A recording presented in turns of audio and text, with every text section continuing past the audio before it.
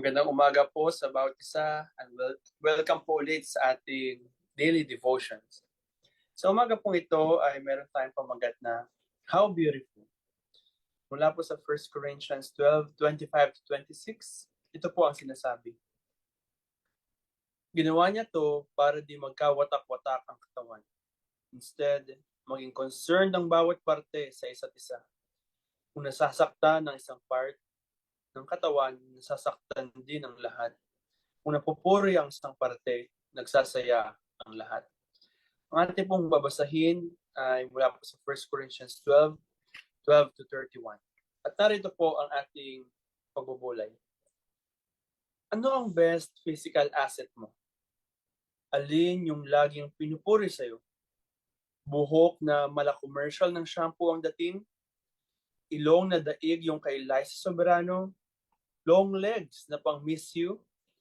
Pero medyo malaki yung braso mo at yung ngipin mo sungki-sungki. Wala na ba silang silbi? Hindi ka na ba maganda o pogi?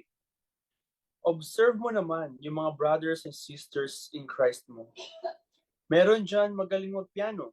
Merong super friendly at laging may dalang guests sa church.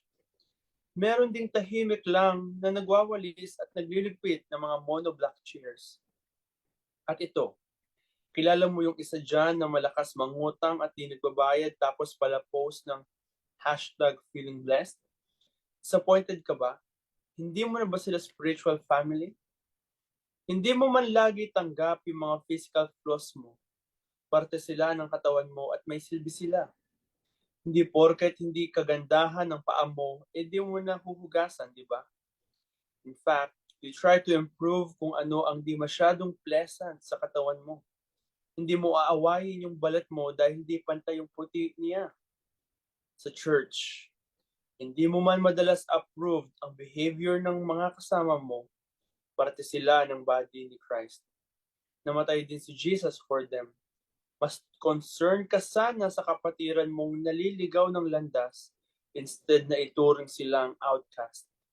Pag napahiya sila sa mundo, damay ka rin because you belong to one spiritual family. Pag pinabayaan mong masira yung ngipin mo, sasakit ulo mo at bulsa. Pag pinabayaan mo yung ka-church mo sa kanyang pagbibisyo, makukwestiyon yung testimony ninyo.